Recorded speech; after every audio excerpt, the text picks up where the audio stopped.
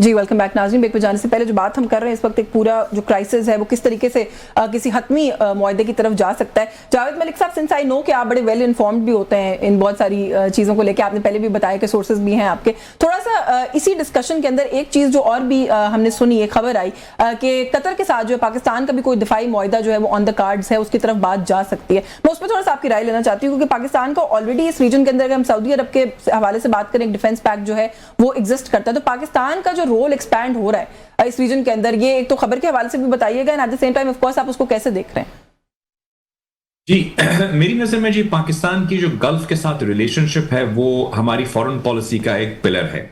آپ اگر دیکھیں سعودی عربیہ ہو, قطر ہو, یونائٹڈ عرب ایمریٹس ہو, Kuwait, Bahrain, Oman, we have a very strong and deep rooted historic ties with them. Saudi Arabia کے ساتھ ڈیفنس پیکٹ آلریڈی ہے, قطر کے ساتھ بھی بات ہو رہی ہے, لیکن اس سے بڑھ کے ہمارے اکنامک ٹائز بہت اسٹرانگ ہیں ان کے ساتھ. اگر آپ دیکھیں کہ ہماری تقریباً 5 ملین پاکستانیز جو ہیں وہ گلف میں رہتے ہیں. وہ کیوں رہتے ہیں وہاں پہ؟ Because they in the golf. دیکھیے گلف کا ایک جو ماڈل ہے اس کو سمجھنے کی ضرورت ہے. گلف کے اندر اللہ نے وہی ریسورسز دیے ہیں جو ایران کو دیے ہیں, نیملی آئل, لیکن گلف نے اس تمام آئل کے ریسورسز کو ایک پراسپیرٹی اینڈ پروگریس کے ماڈل میں کنورٹ کیا. آپ دیکھیں وہاں پہ 200 نیشنلٹیز کے لوگ وہاں جاتے ہیں, کام کرتے ہیں, ورک کرتے ہیں, بزنس کرتے ہیں. 5 ملین تو صرف پاکستانی ہیں, اور 5 ملین تو کئی ملکوں کی آبادی ہوتی ہے. It's like almost a country of people from Pakistan جو وہاں رہتے ہیں. وہ آپ کو فورن ایکسچینج ریمیٹنسز بھیجتے ہیں, وہ آپ کی ایک لائف لائن ہے. وہ جو فورن ڈائریکٹ انویسٹمنٹ بھی وہاں سے آتی ہے. ابھی آپ کی IMF میں جب آپ کو پرابلم ہوتی ہے تو یہی گلف ممالک آپ کے ساتھ کھڑے ہوتے ہیں. تو میں تو سمجھتا ہوں کہ جتنی بھی ڈیپ روٹڈ ہماری ریلیشن شپ ان کے ساتھ ہو وہ ہونی چاہیے. ہم نے جب دیکھا کہ ایران کے اوپر حملہ کیا گیا, آف کورس اس حملے کے سب خلاف ہیں, انٹرنیشنل لا اس کی اجازت نہیں دیتا جو اسرائیل اور امریکہ نے ایران پہ حملہ کیا, لیکن اس کی ریٹیلیشن میں جو اس نے اٹیک کیا ان گلف ممالک کو, اس کے اوپر بھی بہت تشویش پائی جاتی ہے. آپ جانتی ہیں UN میں جو ریزولوشن پاس کی گئی ٹو کنڈیم ایران, پاکستان نے اس کو سپورٹ کیا, کیونکہ پاکستان کے لیے گلف ممالک جو ہیں وہ بہت اہمیت کے حامل ہیں. میں صرف ملٹری ٹائز کی بات نہیں کر رہا ہوں, اکنامکلی, کلچرلی, سوشلی ہمارا جی بالکل ایبسولوٹلی جی اسپرچوئل ٹائز بھی ہیں.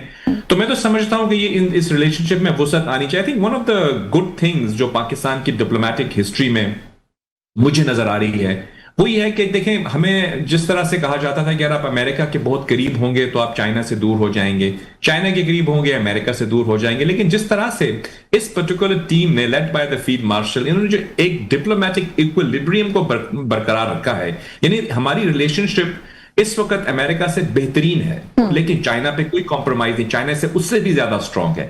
ایسے ہی ہماری گلف کے ساتھ الحمدللہ اس اسٹرانگ ریلیشن شپ, اس میں ہمیں مزید وسعت لانے کی ضرورت ہے. اور ایسا لگ رہا ہے کہ شاید ایران ہمارے نیبر ہے, تو آپ دیکھیے اس وقت چاہے جتنا بھی آپ کا جو بھی موقف ہوگا ایران کے حوالے سے, آپ دیکھیں مسلم دنیا میں کوئی بھی ان کے ساتھ کھڑا ہوا نہیں ہے, کوئی بھی نہیں کھڑا ہوا ان کے ساتھ. They are on their own. لیکن Pakistan despite that they are trying to assist. میں ڈساپوائنٹمنٹ صرف اس لیے کہہ رہا تھا کہ مجھے اس چیز کا علم ہے کہ ہماری جو فورن آفس کی ٹیم ہے, پرائم منسٹر اور فیلڈ مارشل, اتنے ایفرٹس انہوں نے کیے ہیں نہیں, وہ تو خیر آپ کی بات درست ہے, پاکستان نے واقعی بہت to refuse and say ہم نہیں آئیں گے. like I was a little bit disappointed, کہ امریکہ اتنے دور سے آنے کے لیے تیار ہے. چلیں امید کی اس ونڈو کو ابھی بند نہیں کرتے, جیسے باقر صاحب بھی کہہ رہے تھے, اس کو کھلا رکھتے ہیں. ہو سکتا ہے کہ بیٹر سینس پریویل, ہاں لیٹس ہوپ کہ بیٹر سینس جو ہے وہ پریویل کرتی ہے. سر اس پہ پہلے کوئی کامنٹ کرتے ہیں, پھر ایک چیز اور بھی آپ سے پوچھنا چاہ رہی ہوں باقر صاحب, کہ یہی جو پاکستان کا ایک ایکسپینڈ ہوتا ہوا کردار ہے, in the middle of this conflict ہم آ گئے, ہم نے ایک اچھا ڈپلومیٹک رول پلے کیا, دنیا اس کو اکنالج کر رہی ہے. آپ کو لگتا ہے کہ اس کے بعد اب ہمارے لیے بھی یہ ایونیوز کھلیں گے جس طرح کچھ 1-2 انڈیکیشنز آ رہی ہیں؟ نہیں جی بالکل, جو ایک جنرل ایک اسیسمنٹ ہے کہ جو مڈل ایسٹ کا, میں تو کہوں گا مڈل ایسٹ آرڈر, جیسے نیو ورلڈ آرڈر ہے نا, we are going to have a new Middle East order. ہاں جی, اس میں یہ ہوگا کہ پہلے تو ان کی ایکسیسو ریلائنس تھی, یہ جتنی گلف کنٹریز تھیں ان کی جو سیکیورٹی کے حساب سے امریکہ کے اوپر تھی. امریکہ کا انفلوئنس کولیپس نہیں کیا, اٹ از جسٹ لوزنڈ. ٹھیک ہے, اس لوزننگ میں اسپیس بنے گی, اور وہاں پر بہت تھوڑے ملک ہیں جو اسپیس کو فل ان کر سکتے ہیں. پاکستان ہے, ٹرکی ہے, ایجپٹ ہو سکتا ہے.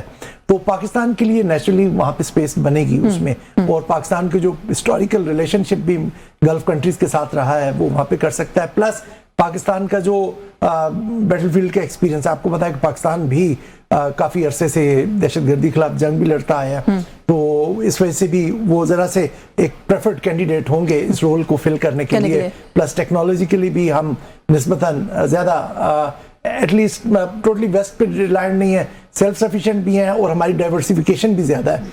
चाइना का भी एक बीच में एंगल आ जाता है, तो नेचुरली पाकिस्तान के लिए तो मैं एक बेहतर रोल समझ रहा हूँ कि यहाँ पे पूरे रीजन में, और पाकिस्तान का ये जो रोल उन्होंने प्ले किया है उसमें सेल्फ इंटरेस्ट ज़रूर है, लेकिन उसकी वजह से Pakistan from a security provider it has become now sort of regional stabiliser. ठीक है, पहले तो सब आपको एज ए सिक्योरिटी प्रोवाइडर ना आपसे बात कर लेते थे कि आप काउंटर टेररिज्म कोऑपरेशन पे हमारे से बात कर लें, अपनी ट्रूप्स भेज दें, लेकिन यहाँ पे आप एक स्टेबलाइजर का रोल प्ले कर रहे हैं। तो अगर ये कामयाब हो जाए, या अभी तक भी जो कोशिश की है, मेरे ख्याल में इसके काफी दूर रस नताइज होंगे और हमारे लिए काफी सारी उसके अपॉर्चुनिटी जो है वो खुलेगी। अच्छा, coming back to this Iran and America conflict, एक तो ईरान पहली बदएतमादी का इजहार कर रहा है कि आपने देखा होगा स्टेटमेंट्स आ रही हैं कि ये जो सीज फायर एक्सटेंशन भी हुई है ये शायद कोई और हमला हम पे प्लान कर रहे हैं, ये इनको ट्रस्ट नहीं हमें करना चाहिए। फिर साथ ही साथ पेंटागन की जाने से $1.5 ट्रिलियन का दिफाई बजट पेश किया गया, उसके अंदर 350 अरब डॉलर्स की जो है एडिशनल फंडिंग जो है मांगी गई है। उनकी तारीख का सबसे बड़ा डिफेंस बजट है जो उन लोगों ने मांगा। बजट को तो अपनी साइड पे एक रख देना, आप डेली लॉजिस्टिक्स देख ले, कितनी फ्लाइट्स आ रही हैं, मिडिल ईस्ट में आ रही हैं, रिप्लेनिशमेंट हो रही है, कैरियर ग्रुप्स आ रहे हैं, तो ये किस तरह से हो सकता है कि आप मतलब एक जो मुल्क एट वॉर हो वो इन सारी डेवलपमेंट से अपनी आंख हटा दे और सिर्फ